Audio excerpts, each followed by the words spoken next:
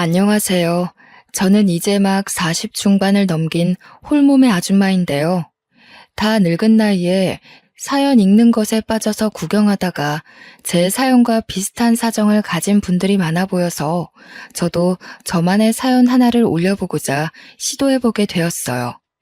제가 읽은 사연 중에서 시누이 때문에 고통받는 올케 이야기도 있었는데 저는 반대로 올케 때문에 고충을 겪은 시누이 입장이거든요.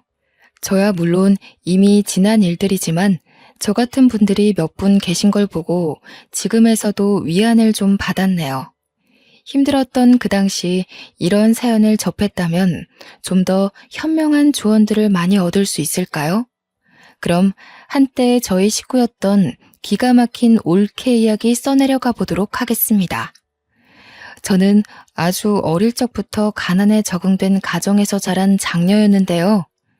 태어나고 보니 부모님이 속도 위반으로 어쩔 수 없이 결혼하는 바람에 저를 낳았다는 걸 알게 되었고, 부모님은 서로 전혀 준비되지 않은 상태에서 저를 키웠다고 들었어요. 물론 직접 부모님께 들은 얘기는 아니었고요. 부모님이 매일같이 싸우셨는데 그 목청들이 워낙 커서 다른 방에 있던 제게 들릴 수밖에 없는 대화들이었기 때문이었죠. 부모님 싸움을 지켜보는 건 시간이 흘러도 적응되는 일이 아니더군요. 저는 워낙 가난하게 자라서 유치원은 당연히 갈 수가 없는 사정이었어요. 그래도 제가 어린 마음에 속으로 쾌재를 불렀던 건 교육 의무 때문에 어쩔 수 없이 초등학교는 다닐 수 있었다는 겁니다. 나중에 학교 들어가서 알았는데 초등학교는 가기만 하면 되는 곳은 딱히 아니더라고요. 다른 친구들은 부모님이 학교 간다고 학용품이나 가방을 사줘서 서로 자랑하고 그러던데 저는 형편 때문에 새 것이라곤 아무것도 걸치고 있지 않은 아이였어요. 엄마가 대충 이웃집 사람들과 친분을 만들어 얻어온 물건이나 옷을 입고 다녔죠. 옷도 어디서 주워왔는지 모를 옷처럼 꾀지지한 것들만 입고 다녔거든요. 그래도 제가 성격 하나는 딱히 모난 데가 없어서 친구랑 잘 어울려 놀았다는 게 참 장점이었어요. 친구들이 가끔 너는 아빠가 뭐 사줬어? 엄마가 생일 파티 해줬어? 이런 거 물어보기도 했는데 그때마다 저는 솔직하게 말해주었죠. 우리 집은 가난해서 가족끼리 선물 줄 수 있는 돈이 없다고. 정말 다행인 게 제가 좋은 친구들만 둬서 그런지 오히려 친구들은 그걸 듣고 학교에서 어려운 친구는 도와줘야 되는 거라고 저한테 간식거리들을 많이 사주곤 했어요. 문구점 가도 불량식품 하나 더 사서 꼭 저를 챙겨주더군요. 용돈이라고 없던 저는 친구들에게 얻어먹은 그 많은 보답을 친구들 마음을 즐겁게 해주는 걸로 갚았습니다. 또 제가 성적이 좀 좋은 편이었는데 친구들이 공부 모르는 거 있으면 가르쳐 주기도 했거든요. 그랬더니 저 때문에 몇몇 친구들이 성적이 오르기도 했는데요. 덕분에 친구 부모님한테서 맛있는 걸 대접받은 적도 있었어요. 그렇게 제 사정에 맞추어 나름의 사회생활을 꾸려나가다 보니 초3이 되었는데 그때 아주 귀여운 남동생을 얻게 되었지 뭡니까? 아기라는 게 너무 신기하더라고요. 저는 동생이 생겼다는 사실에 너무 기뻤으나 부모님은 남동생 때문에 하루하루 싸움의 빈도가 늘어만 갔어요. 왜냐면 남동생 역시나 제가 태어나게 된 이유처럼 실수로 생겨버린 거였거든요. 아빠는 아이에 대한 일말의 애정도 없는지 엄마가 임신을 했다는 사실을 듣고 애 지우라며 생난리만 피웠어요. 아빠 생각도 이해는 해요. 아이 하나 키우는데 돈이 얼마나 많이 드는 줄 아는데 저 하나도 벅차하시는 부모님이 남동생까지 어떻게 돈 들여서 키우겠어요. 제 옷 살 돈도 없어서 저는 매일 얻어온 옷, 입었던 옷만 몇 번을 돌려 입는 판국이고 식비도 아낄 대로 아끼는 상황이었는데 입이 하나 더 늘어난 셈이니. 그런데도 엄마는 현재의 형편보다 이미 품어버린 남동생의 존재가 더 소중했나 봅니다. 아빠한테 손찌검을 당하면서까지 남동생을 끝까지 지켜서 결국 출산을 하게 되었어요.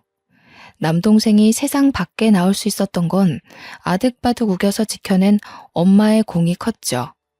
저도 동생을 은근 원했기에 자식을 죽이고 싶지 않던 엄마의 마음은 100% 이해했다만 사실 걱정이 안 되는 건 아니었어요.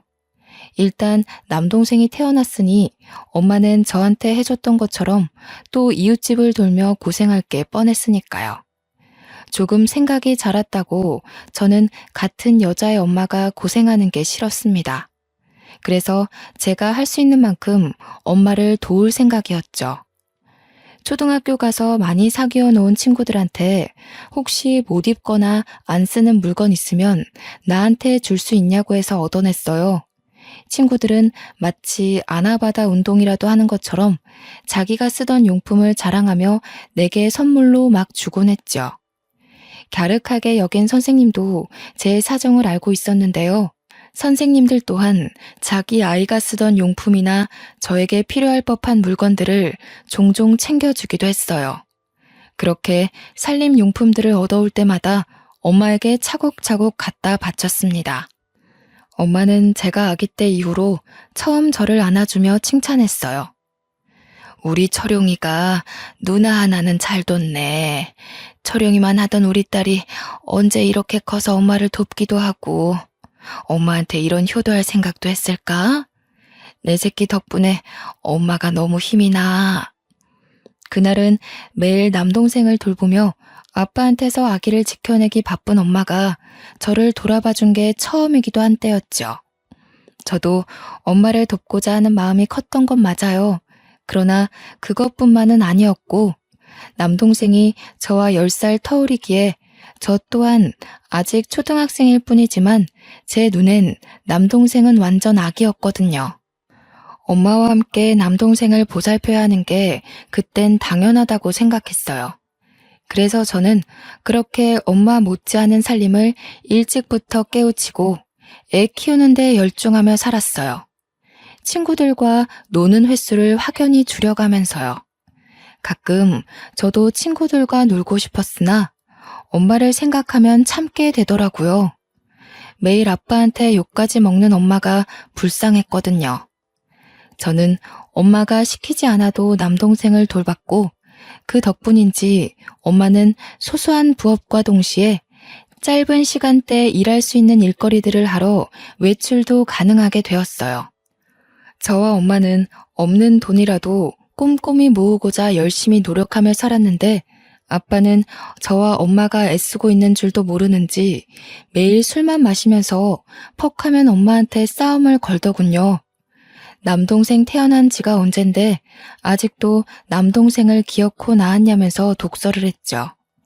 그럴 때마다 엄마는 바깥일 때문에 지치는 것도 견디면서 밤이 되면 아빠랑 싸우는데 에너지를 또 버렸습니다.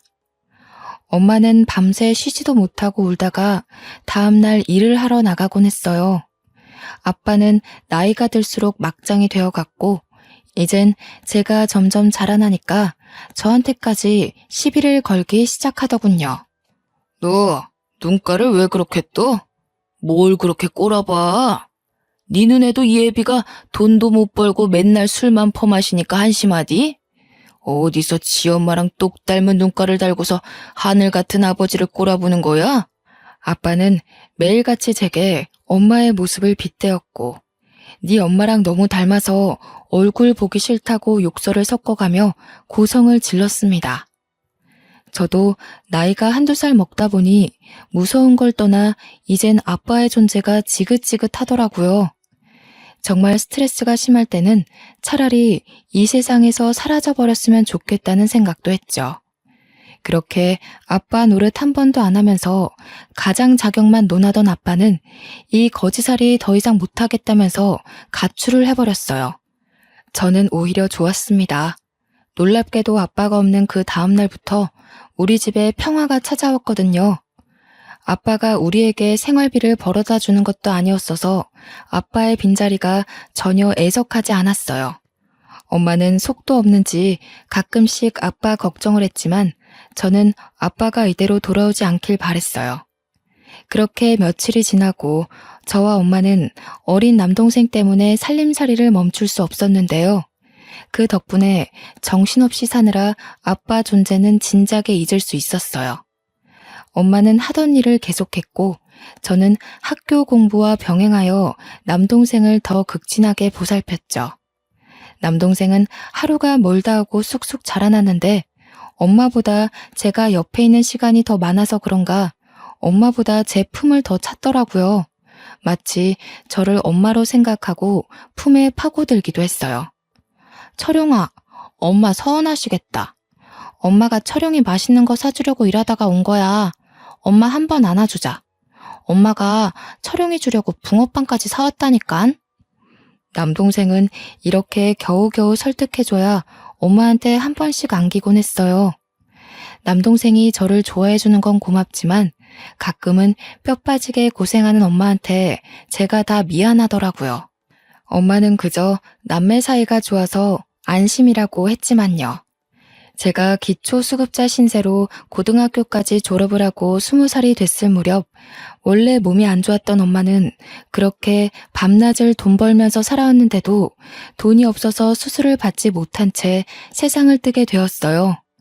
그 와중에 남동생은 겨우 초3이었는데 그런 어린 남동생을 보듬어 안고서 며칠째 울었는지 몰라요. 엄마의 장례식은 무척 조용히 끝났습니다. 외가 쪽은 제가 태어날 때부터 없었고 친가는 아빠가 연락이 안 되니 전부 다 합을 맞춰 연락을 끊더라고요. 그렇게 남동생과 저 그리고 엄마를 가여워하신 이웃분들의 도움으로 장례를 마쳤습니다. 모든 걸 정리하고 집으로 돌아간 날 그 집안에 아빠가 있었는데요. 아빠는 웬 아줌마랑 같이 저와 남동생을 기다리고 있더군요. 그 아줌마가 아빠와 바람난 여자였다는 건 아주 뒤늦게 알았어요. 그래, 엄마 장례한다고 고생했다. 아빠가 소식을 늦게 들어서 이제 막 알았어. 다름이 아니라 너네 엄마가 사망보험금을 들고 있었는데 너희들도 자식이니 내가 마냥 모른 척 할 수만은 없더구나. 이 돈 엄마가 주는 거라 생각하고 철용이 키우는 데에 잘 사용해라. 그 당시 저는 사망보험금에 대한 지식이 전혀 없었던 사람이었어요. 아빠가 1,000만 원이 든 통장 하나를 주고 떠났는데 이웃분들의 설명을 듣고 아빠의 게임에 넘어갔다는 걸 알게 되었죠. 그래도 어쩌겠어요. 저는 저런 양아치 같은 아빠 자식으로 사느니 고아로 사는 게 나았을 정도로 아빠가 싫었는걸요.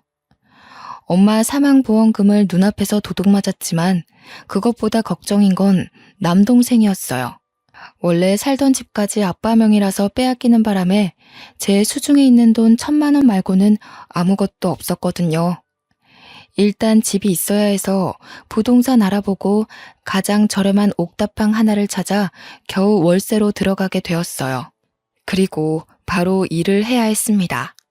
저는 대학을 안 갔기에 배운 게 없어서 어디 회사에 들어갈 엄두를 못 내었고 오후에는 피자집 알바, 밤에는 24시 국밥집 알바를 하며 돈을 벌기 시작했죠.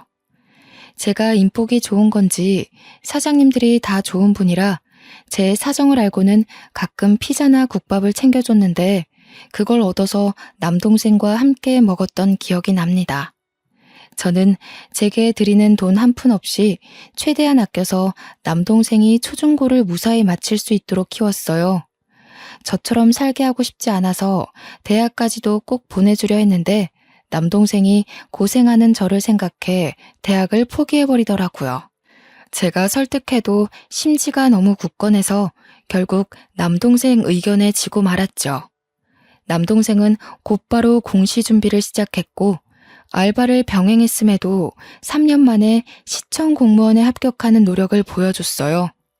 덕분에 남동생이 벌어오는 급여가 우리 삶에 큰 도움이 되었고 저와 남동생은 벌어오는 돈을 함께 모아서 몇 년 후 작은 아파트로 이사 갈 수 있게 되었습니다. 누나, 나 때문에 어린 나이부터 진짜 많이 고생했어. 나 어렸지만 다 알고 있었어. 누나가 누나 삶 포기하면서까지 나한테 부모님이 되어줬다는 거. 그래서 이젠 내가 누나한테 효도하고 싶어. 누나가 뒷바라지 해준 거 보답하고 싶어서 이 집 명의는 누나 걸로 했어. 이 아파트 같이 돈 모아 샀다지만 솔직히 남동생 지분이 80%였습니다. 남동생이 산 거나 마찬가지인 거죠. 저야말로 그냥 받기 미안해서 왜 그랬냐고 했는데 제게 앞으로 힘만 돼주겠다는 남동생의 확고한 욕심에 저는 이 큰 보답을 받을 수밖에 없었어요. 기어다니면 제 품만 찾던 남동생이 언제 이렇게 커서 누나를 생각하는 어른이 되었는지 그날 너무 감격해서 한참 동생 품에서 울었답니다. 남동생이 30대 중반을 넘겼을 무렵 저한테 소개해주기 위해 결혼할 여자를 우리 집으로 데려왔는데요. 그 여자가 바로 추후에 올케가 될 사람이었죠. 올케 아빠가 제 남동생과 같이 시청에서 근무 중인 상사인데 제 남동생을 워낙 좋게 봐서 사위 삼고 싶다고 소개해줬다더라고요. 이제 막 대학을 졸업한 올케는 남동생과 나이 차이가 꽤 났어요. 올케는 말수가 적은 편인지 한참 어른인 제 앞에서 말을 잘 못하더군요. 남동생이 대신 올케의 생각을 전달하는 식의 대화를 주로 나누는 게 좀 의아했어요.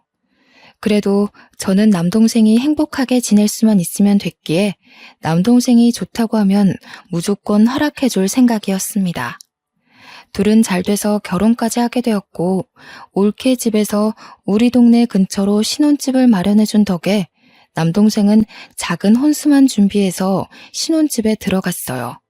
올케는 아직 취업도 하지 않은 채로 결혼을 하긴 했지만 그때 말하길 남동생처럼 공시를 준비 중이라고 했어요. 그래서 아직은 남동생 혼자만 경제생활 중이고요. 올케는 집에서 공부만 하고 있다고 들었죠. 제가 그 당시 요구르트 일을 하고 있었는데요. 한참 요구르트 장사가 안 되고 있던지라 남동생이 정기 신청해주고 있거든요. 그래서 저는 일주일에 한 번씩 남동생 집에 요구르트 배달을 다녔어요. 한 번은 올케 공시 준비가 궁금해서 요구르트 주면서 올케한테 슬쩍 공부는 잘 되어가냐고 물어봤는데 지금 쉬고 있는 거 안 보이세요? 안 그래도 개인적인 일 때문에 스트레스 받아 죽겠는데 형님은 사람 표정도 못 읽어요? 요즘 애들한테는 그런 꼰대 질문하면 욕먹어요. 무슨 말을 그렇게 해, 올케. 나는 그냥 올케가 학교 졸업하고 공시 준비하느라 힘들까봐 걱정돼서 공부 때문에 힘들면 살림도 어려우니까 내가 반찬이라도 좀 보내주려고 그랬지. 꼰대라니. 됐으니까 요구르트 올려두고 그냥 가세요. 지금 형님 말 상대해줄 기운 없거든요? 참, 그리고 요구르트 말인데요. 먹는 사람 없어서 냉장고에 한가득 쌓여있는데 유통기한만 자꾸 지나고 있는 상태라 이제 그만 신청 끊었으면 해요. 남편이 너무 착해서 형님한테 차마 그런 말 못하는 것 같길래 제가 대신 말씀드리는 거예요. 올케는 결혼하고 나서부터 엄청 예민하게 변해갔어요. 낯가려서 말도 잘 못하는 줄 알았던 사람으로 봤는데 예의 없게 비속꽂는 말을 얼마나 잘하는지. 결혼 전에 제가 봤던 아이가 맞나 싶더라고요. 그렇다고 별 수 있나요? 아무래도 공부 때문에 스트레스가 많은가 보구나 하고 대충 사과한 뒤 집을 나왔죠. 결혼 전후가 너무 천지 차이라 저는 아직 올케의 변한 모습이 익숙하지 않았거든요.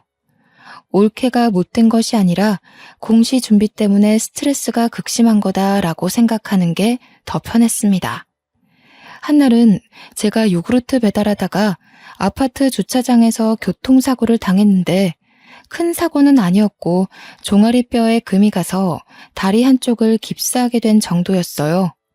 목발 신세가 되었어도 일상에는 그리 문제되진 않았지만 단지 경제 활동을 중단해야 해서 생활비가 걱정이었죠.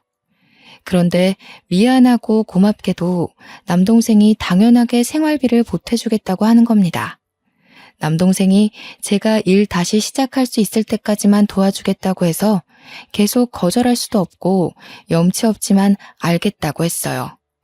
저도 도움이 필요한 상황이었기에 남동생 제안을 완강하게 거절하지 못하겠더라고요.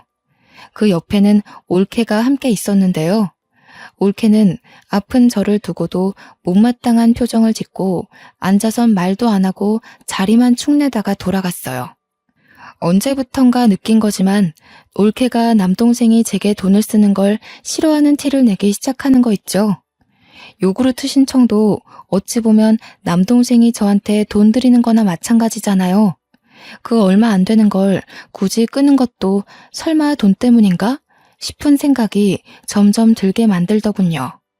교묘하게 남동생 몰래 제 눈에만 그 예의 없는 모습을 드러내는 것 같은데 제 착각이라고 하기엔 갈수록 올케의 말들이 대놓고 독해지는 걸 느꼈어요. 저번에 보내주신 장아찌 반찬 있잖아요. 배달 과정에서 쏟아졌는지 집안까지 냄새가 엄청 번져서 냄새 빼는 데만 일주일이 걸렸어요. 먹지도 못하고 다 버렸잖아요. 남편도 냄새 난다고 치우라더라고요. 버렸다고? 아니, 조금 쏟아져도 먹을 수는 있어. 원래 국물 없이도 먹는 장아찌야. 철웅이가 그걸 얼마나 좋아하는데 그 아까운 걸 버리면 어떡하니? 차라리 나한테 바로 말하지 그랬어. 남편이 싫어했다니까요. 철용 오빠 저랑 살면서 형님이랑 지내던 생활 방식과는 많이 달라졌어요. 당연히 입맛도 그렇고요.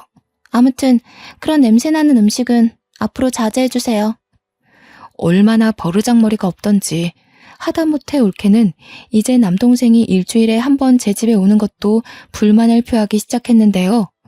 남동생이 평일에는 근무가 바쁘다 보니 유일하게 주말에 쉬는데 자꾸 제 집에 와야 하니까 임신 준비도 잘 안 되는 판이라며 남동생이 잠깐 자리를 비웠을 때 저한테 칭얼거리더군요.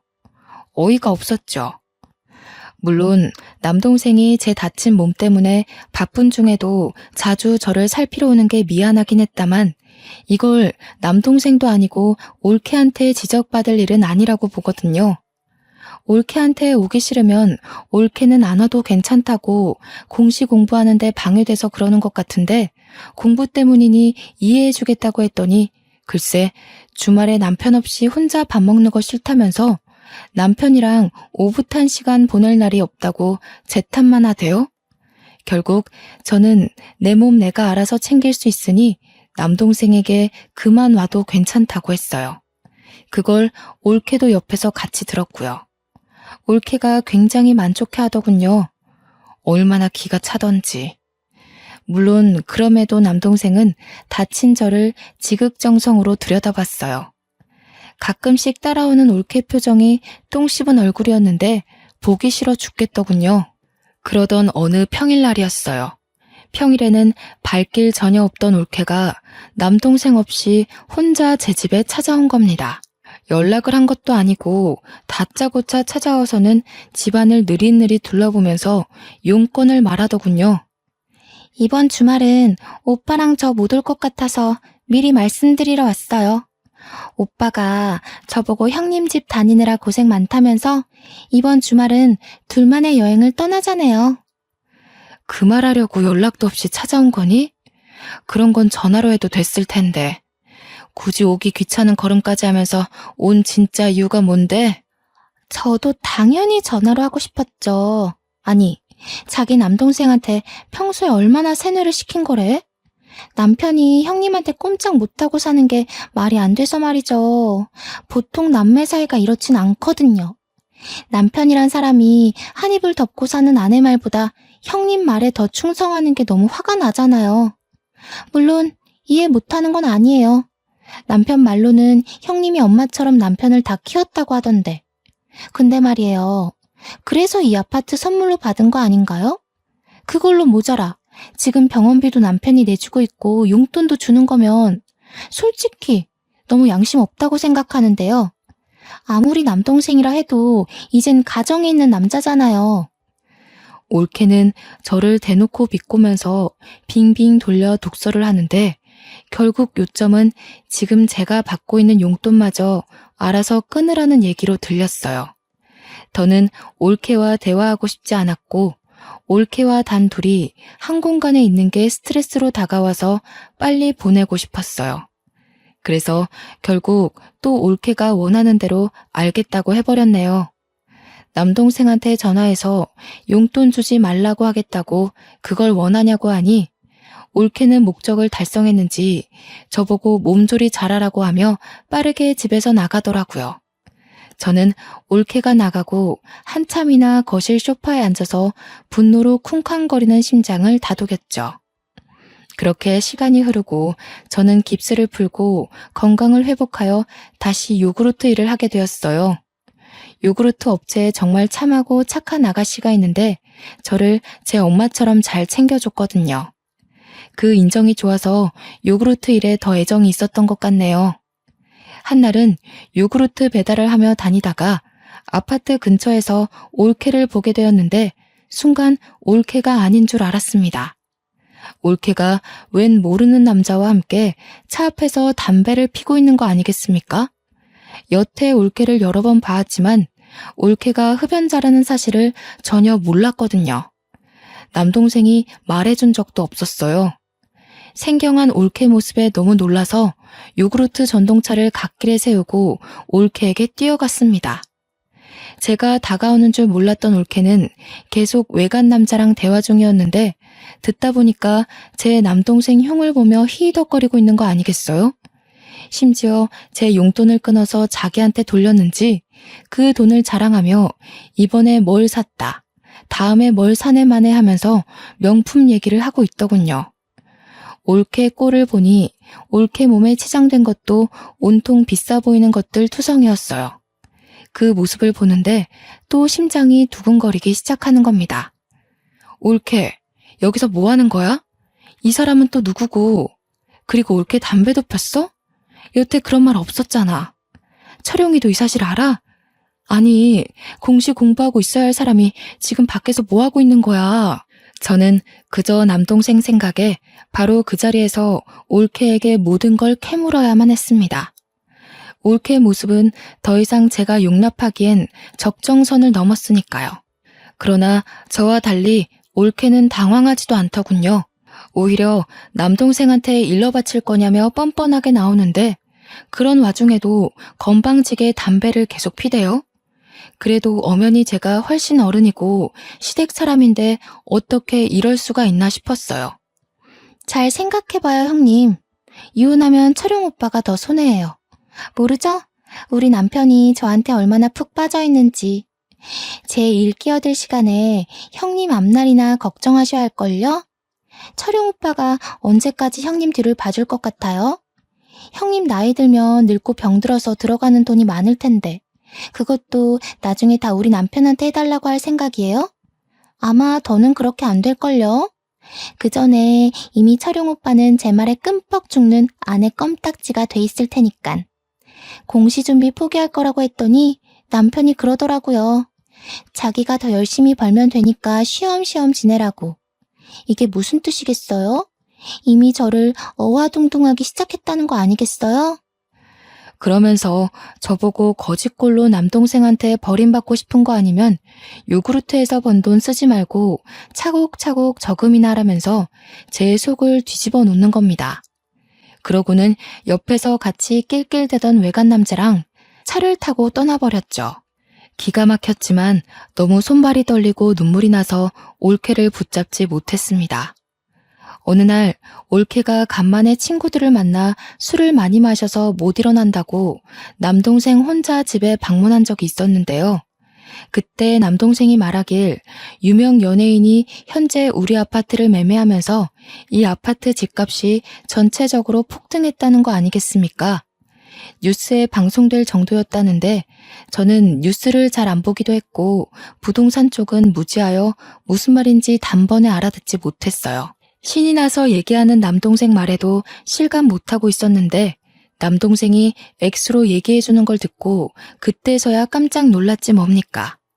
이 옛날 아파트가 올케의 집값보다 4배로 뛰었다고 하는데 입이 안 다물어지더군요. 올케 집값이 대단할 정도로 비싼 집은 아니었다만 그래도 4배면 로또 1등보다 더한 값어치였거든요.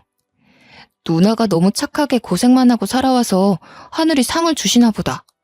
누나 공기 좋은 주택 살고 싶어 했잖아. 이 아파트 팔고 좋은 주택 구해서 쉬엄쉬엄 할 수 있는 일을 찾아보자. 혹시 새로 배우고 싶은 건 없어? 참, 누나 학교 다닐 때 공부 잘했지. 아이고, 새로 배우기는 이제 머리가 굳어서 그런 건 안 돼. 그냥 TV 보니까 밭 가꿔서 농작물 팔고 하는 거 재밌어 보이더라고. 그런 것도 할 수 있을까? 당연하지. 하고도 남지. 이거 다 누나 돈이니까 누나 하고 싶은 데에다 써. 나는 계속 벌면 되는데 이제 누나는 나이도 있고 더 이상 몸 힘든 일은 그만하는 게 좋아. 아파트 지분은 동생이 훨씬 많은데 이 큰 돈을 저보고 다 가지라는 말에 이건 진짜 아니다 싶었습니다. 저는 극구 사양하며 똑같이 반씩 나누자고 했어요. 그랬더니 남동생이 너무 완강하게 주장을 굳히면서 혹시라도 자기가 망하면 누나가 걷어주면 되지 않겠냐고 장난스럽게 대꾸하기만 하는 겁니다. 하는 수 없이 남동생이 시키는 대로 하겠지만 이 많은 돈을 언제 다 쓴단 말인가요? 당연히 남은 돈 묵혔다가 훗날 남동생이 도움을 필요할 때 주기로 몰래 마음먹고 상황을 넘겼죠. 그날 저와 남동생은 갑자기 맞은 돈벼락에 신이 나서 같이 저녁까지 먹었는데요. 일부러 올케는 부르지 않았어요.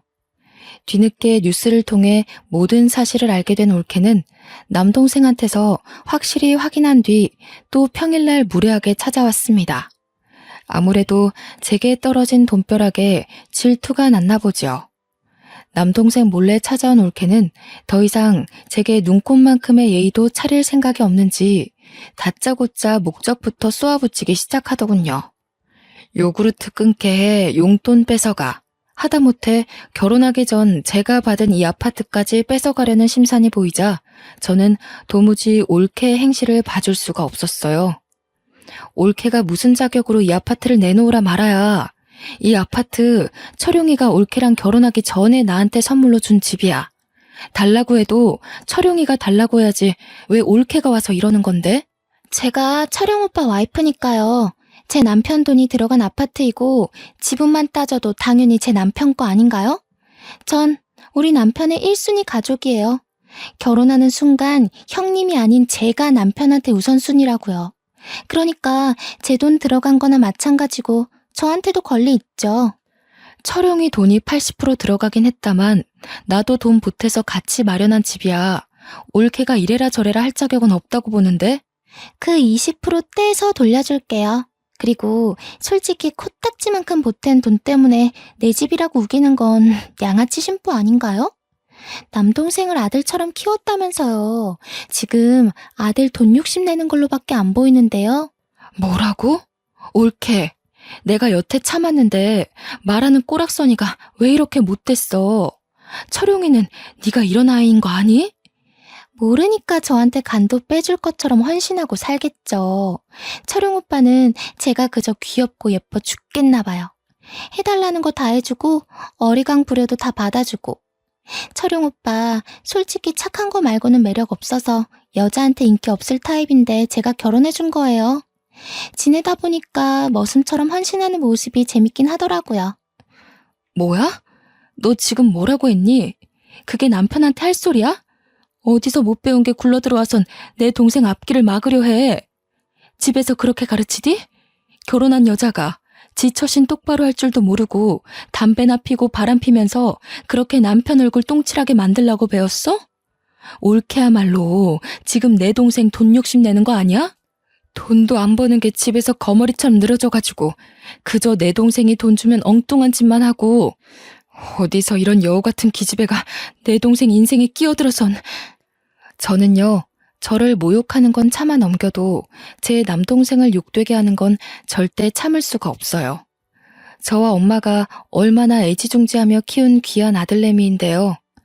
한참 어린 것이 배운 것도 없고 어른 공경도 못할 거면 적어도 지 남편 등쳐먹는 짓은 하지 말아야 되잖아요. 저는 들끓는 분노를 더는 못 참고 올케한테 퍼부어 버렸습니다. 우리는 처음으로 대판 다투게 된 거죠. 제가 말로 조금 덤볐더니 글쎄 이 어린 것이 더 건방지게 나오는 거 아닙니까? 올케가 인정사정 없이 제 뺨을 치는데 올케의 덩치가 저보다 커서 저는 그 힘에 밀려 넘어지고 말았어요. 웃기네. 꼴의 어른이라고 대우해주려 했더니 다 늙은 아줌마가 주제도 모르고 내 남편 앞길 막고 있는 사람이 누군데? 남동생 돈 빨아먹는 기생충이 어디다 대고 여우라는 거야 지금? 그때 뭐 하는 짓이냐고 소리치며 들어온 사람이 있었는데 다름 아닌 남동생이었습니다. 주택 알아본다고 며칠 저와 연락을 자주 했는데 마침 부동산에서 오늘 시간 된다는 말에 반차를 쓰고 기쁜 마음으로 저를 찾아온 거였더라고요. 그런데 신발장에서 올케 신발을 받고 집안에서 큰 소리가 나길래 들어왔더니 방에서 나는 소리라는 걸 알고 내내 듣고 있었다고 하는 겁니다. 올케와 제가 나눈 대화들을 처음부터 들은 것 같더군요. 남동생이 나타나자 올케는 눈에 띄게 당황하며 어쩔 줄 몰라 서 있었어요. 놀란 건 저도 마찬가지였고 순간 이 꼴을 보인 걸 깜빡 잊을 정도로 남동생을 멍하니 보기만 했죠. 올케를 제게서 떨어뜨린 남동생이 주저앉아 있는 저를 부축해주는데 그 사이 올케가 급하게 남동생의 팔을 붙잡으며 절절 매기 시작하는 겁니다. 오빠, 오해야. 형님이 먼저 나보고 오빠 인생 망치는 여우라고 욕하잖아. 나 부모님한테도 욕 한 번 안 듣고 살아온 사람인 거 알지? 순간 놀라서 나도 모르게. 남동생은 올케의 접촉이 기분 나빴는지 팔을 휘둘러 올케를 밀쳐내더군요. 올케는 남자 힘에 못 이겨 방금 전에 저처럼 바닥을 나뒹굴었습니다. 오해? 동네 떠나가도록 우리 누나 욕하면서 소리쳐놓고 오해? 내가 너 양아치 짓 하는 거 진짜 몰랐을 것 같아? 우리 누나한테 실망스러운 모습 보이기 싫어서 어쩔 수 없이 이 결혼 유지하고 있었던 거야. 네가 진작에 형편없는 여자라는 거 알았는데도 누나 생각해서 참고 살았다고. 알고 있었다니? 언제부터? 오빠 어제까지만 해도 나한테 잘해주고 나밖에 없는 것처럼 했잖아. 설마 형님이 꼰질렀어요? 제 남편한테 꼰질러서 저랑 제 남편 사이 망치려고 했던 거예요? 항상 이런 식이었구나. 나 몰래 누나 찾아와서 괴롭히고 뜯어가고 네가 어려서 철없는 행동하는 건 감안하고 살 수 있었는데 우리 누나한테 손찌검하는 건 절대 못 넘어가. 말했지. 누나 상처 주기 싫어서 이 결혼 참고 살았다고.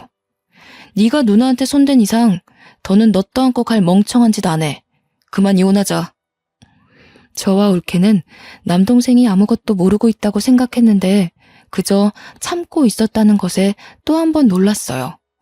그러고 나서 남동생은 올케 아빠한테 전화해 당장 이혼 사실을 알리겠다며 휴대폰을 들었습니다. 그랬더니 올케가 깜짝 놀라며 바닥에 넙죽 엎드리더라고요. 잠깐만, 아빠라니? 아빠한텐 안 돼. 그럼 나 진짜 죽어. 오빠, 내가 잘못했어. 그러지 마. 이혼하면 나 집에서 쫓겨날지도 몰라. 제발 오빠, 나 좀 살려줘. 다시 이런 일 없도록 할게. 형님한테도 다 사과할게. 올케가 남동생을 붙잡고 사정하며 빌기 시작하는데 너무 비굴해서 보고만 있는데도 제가 다 수치스럽더군요. 듣자 하니 사돈 어른은 엄청 바람직한 사람인데 결혼하기 전에 한번 올케의 양아치 짓 해결해서 넘어가 준 적이 있었다고 하네요. 대신 한 번 더 망나니 짓 하면 호적에서 판다고 했다는데 그 말이 허풍은 아닌가 봅니다. 울고 불고 하는 올케가 체면까지 구기면서 바닥을 기는 것 보면요. 남동생은 올케 집안 사정을 이미 잘 알고 있더라고요. 그래서 일부러 사돈 어른을 언급하며 협박했던 거라대요. 그럼 이혼 서류 도장 찍겠다고 약속해. 잠자코 이혼 진행하면 나도 장인어른께 성격 차이 때문에 이혼한다고 둘러댈 테니까. 이혼은 진짜 안 돼. 솔직히 형님한테 손찌검한 건 잘못했지만 나 틀린 말 한 건 아니야. 이 집 오빠 지분이 훨씬 많다고 했잖아. 나도 오빠 아내로서 이 집에 논할 자격 있는 거 아니야? 그래서 형님이랑 대화하려고 찾아온 거였다고. 형님이 먼저 감정적으로만 안 나왔어도 손 나가는 일은... 오빠, 다시 생각해봐. 우리 좋았잖아. 오빠 나 많이 좋아했잖아. 옆에서 듣는데 올케가 진짜 못 배워먹은 게 맞나 봐요.